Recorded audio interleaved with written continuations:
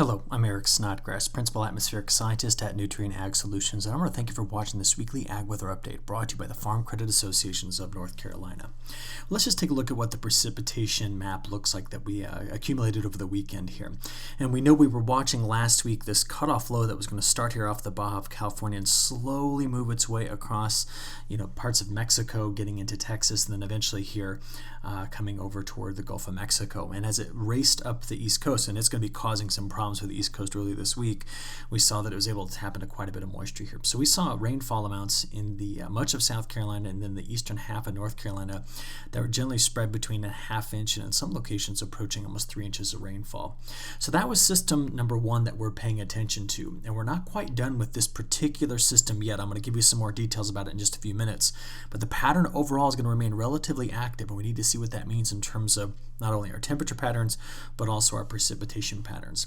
Because looking here at our current soil moisture anomalies, we can see that due to repeatedly having large ridges from spring all the way through early fall across parts of the southeast, some locations still here have up to an inch, maybe an inch and a half of deficit in that soil moisture. Now, taking a look at our latest drought monitor update, the drought situation has most certainly been improving across the whole of the southeast, especially the parts of the Carolinas. Now, this was released last Thursday with data available through last Tuesday, so that rainfall we just got isn't included on this map. But even leading up to that, look at the 1 month class change. So when we look at this, we see improvements in these colors and degradation in these colors.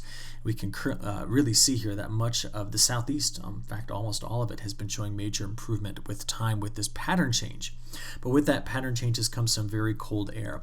And this is a neat map. It just shows you what have been the coldest temperatures we've measured so far this fall. So let's just go back to the October 1st through the weekend, and we can see that some places in the Carolinas have already measured temperatures that have almost approached the single digits, getting up to the higher elevations they have. But in general, a lot of low to mid 20s and some teens in there as well. Now, this is very uncharacteristic for this time of year. Normally, we don't get this cold so quickly. In fact, when I look at this map on the whole across the United States, I would say that if you didn't show me the date, I would assume that you're showing me a map at the end of our cold season and how cold it got. But certainly the cold air blast that came through right after Halloween and stuck around for quite some time has really given us some unseasonably cold weather. We're not quite done with it yet. There's a couple of very important things to be paying attention to here in the flow of the jet stream. First of all, the trough that you see sitting here, and this little jet streak right into this area is going to continue to build a nor'easter that's going to be giving us a chance for more rain today and the day on Monday. We will then be watching this cutoff low slowly come into California and interact with actually the very wavy jet stream coming across the North Pacific. And that is a breakdown from the big ridge we'd been seeing in the Gulf of Alaska and the troughs that have been sitting beneath it that have really kind of stopped up our flow pattern recently. So these changes, we need to discuss them, see what it means in terms of the timing and amount of precipitation, and also talk about what it means to our temperatures. So let's just go right into this with our high resolution modeling first. What we're going to be watching throughout the mid-morning hours getting into middle afternoon, as you can see over here in the Carolinas, we're going to be watching for widely scattered showers moving through the area later on today. So again, late morning through middle afternoon, you can see the showers squeezing through there, especially through parts of North Carolina by 4 o'clock this evening, getting all the way out until about 9 or 10 o'clock. That's when I think are really going to kind of move the risk of showers away from the Carolinas. So about 9 or 10 o'clock this evening. As we move past that, the next thing that we need to be watching for the Carolinas is actually brewing right now in the southwest. So you can see it here as I get you out to, this is now Tuesday evening getting into Wednesday morning. There it is. So nothing large and organized really coming across the United States until this deep trough is going to come out of the southwest.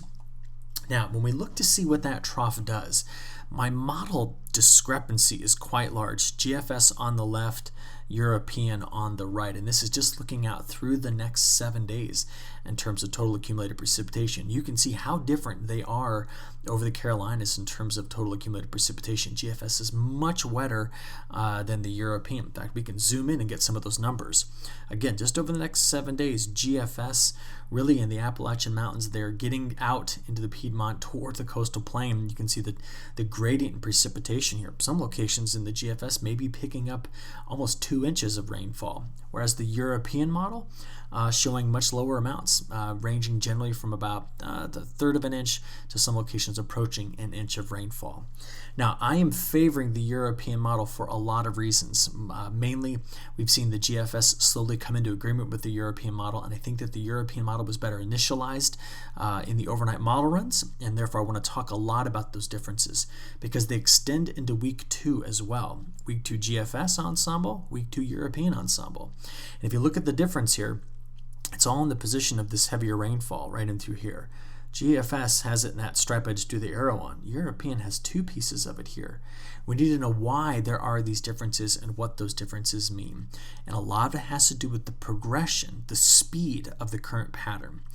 Now I want to compare the models. So in a few moments I'm going to compare the GFS on the left to the European on the right. And these are the operational models, but I want you to first pay attention to what I've written here up at the top. Model-to-model differences are large, so are run-to-run differences, which means each time the new models come out, we see that they vary quite a bit from the previous. I'm showing you the 0Z Monday runs here, okay? I think the models are really struggling with understanding what's going on with the Pacific jet, the breakdown of the block, with that polar jet stream flow sitting on top of these little cutoff lows. The polar vortex has shifted. It's now putting the coldest air in Siberia. We're going to talk about that in a few moments. But bigger news here, Madden-Julian Oscillation is collapsing toward its null phase while the Indian Ocean dipole is re-strengthening. And adding to all of this, the sea ice extent in the Chukchi Sea, which is north of Alaska, is expanding. Now, why does all of this matter to the Carolinas? Well, that's all upstream for us, and therefore it's going to affect the flow of the atmosphere, and let's just see what the models are suggesting. Now, we've seen all the way through Wednesday morning, right? So we know what we're watching on Wednesday is the emergence of a deep low coming out of the southwest. High pressure will be in control for the middle part of our week. You can see it here in the GFS and in the European model. But let's see when this precipitation gets here. So this is now looking at Thursday morning, getting into Thursday afternoon, Thursday evening. Now here we are Friday morning. On Friday morning, that is about the time that I see wrapping around this area of higher atmospheric pressure. We start to bring in our chances for widely scattered showers at that point. So this is early Friday morning. It's going to be mostly in the western side over in the Appalachian Mountains, and it's coming around this high. But look at the difference. You see the high pressure center in the European is here. It's over here in the GFS, which means the GFS is a more progressive system model, which means it's pushing the systems farther east faster. So what do we see? This is now getting out into Friday evening, getting into Saturday morning. Look, the GFS brings all the precip through. That's the heavier amounts we were just talking about. But look at the European. Slows things up and builds another system in the midsection of the United States.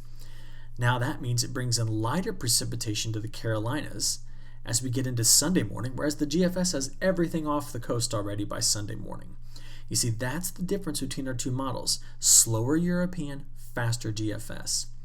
Now, as we get out into next week, this is what's quite interesting.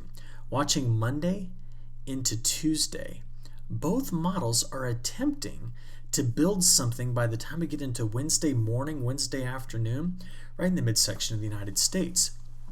Big difference again has to deal with where the European puts the system and its size compared to the GFS. The European is a much larger system moving through due to a much deeper trough that's sitting in this area. Plus, we're feeding it better around this high that's sitting here just off the coast. Whereas the GFS, it's keeping that high over in this area. Much different scenario. So this would point toward a system coming through, next Wednesday might potentially be quite wet. Now, thankfully, we'll have another video ahead of that, and I'm looking pretty far out here in the forecast, but it's interesting to see how both models want to produce a pretty large system in the midsection of the country just before Thanksgiving. Okay, what are some of the causes for this? Well, let me play this forward for you. We're going to go straight to the European ensemble. Trough number 1, going up the East Coast early this week, causing a lot of problems for the Northeast, gives us our rain showers on Monday. After that, nice rebound in the temperatures as this ridge builds in. But by the time we get into Friday, it's at this point that we've got this trough that's moving through here. It's trying to produce a system in the midsection of the country that gets over to the Carolinas, according to the European model, for this upcoming weekend. We just saw that, okay? Beyond that time period, here's the bigger differences. You see, Monday into Tuesday and Wednesday of next week, the European model has it pinned down to bring in a deep trough in the midsection of the country. You know what the GFS wants to do? Take the same thing, elongate it, and shove it over to the east. Whereas this brings in a warm-up, a return of moisture, and a very active system middle of the week next week that could be racing over toward the northeast. Excuse me, the mid-Atlantic. The European model, picking up on that pattern, GFS doesn't want anything to do with it. In fact, GFS wants to freeze out Alaska. Now you're saying, why talk about Alaska? Well, let me show you why I'm talking about Alaska. Take a look at these temperature patterns. Ready? On Monday, this is our departure from high temperatures. So we're going to be in generally 5 to 15 degrees cooler than average here in the Carolinas. Now, as I get you out to Tuesday, remember the systems are pressing east, so much closer to normal, about 5 degrees cooler than average, as the big warm-up starts in the midsection of the country. Thursday, we're almost back to normal. Wednesday, we're almost back to normal. This is now Thursday's high temperatures. Look, a brief warm-up out of the next system. There it is for Friday, and then the system gets here for Saturday. So that's the pattern we're going to see this week. So we're going to start off cool, build up gradually toward warmer temperatures, and then cool back off over the weekend as the next system comes through, taking us back down, generally 2 to 10 degrees below average. Now, look at the day 6 through 10 time period. GFS ensemble here. What's it doing? More progressive, quicker pattern. Colder air stays over toward the east, whereas the European wants to drop a much deeper trough, keeping us warm over that 6 to 10 day time period. Again, I have explained to you that I'm favoring the European. It was better initialized, and I keep seeing the GFS correct to the European solution. But these problems extend all the way out into, day 11 through 15. I said something about Alaska. This is what I'm talking about. GFS ensemble wants to freeze it. And as a consequence, freezing out Alaska brings a much more relaxed pattern across the United States.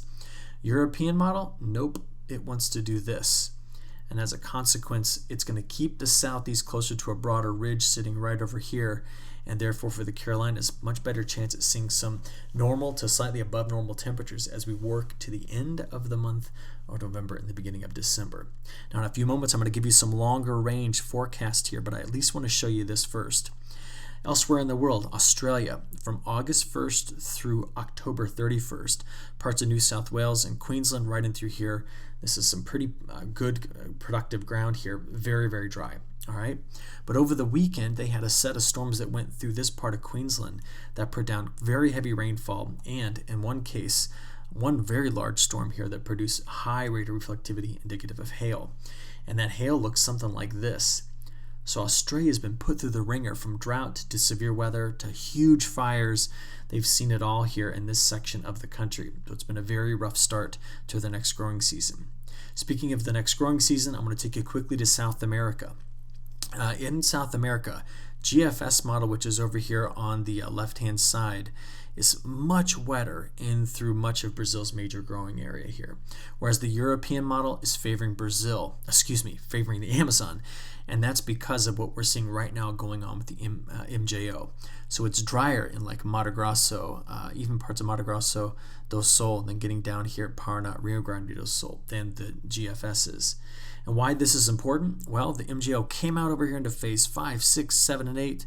It's now coming down into phase 1, low amplitude, and curling into the null phase. Now, what does any of that mean?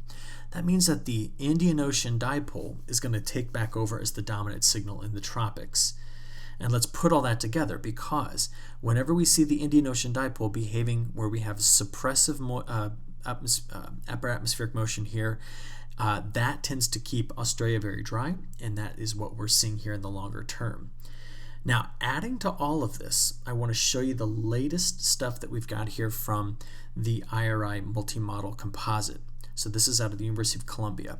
This is their new December through January temperature forecast, and this is their precipitation. You can see that they're trying to keep the Carolinas much closer to normal on both fronts here.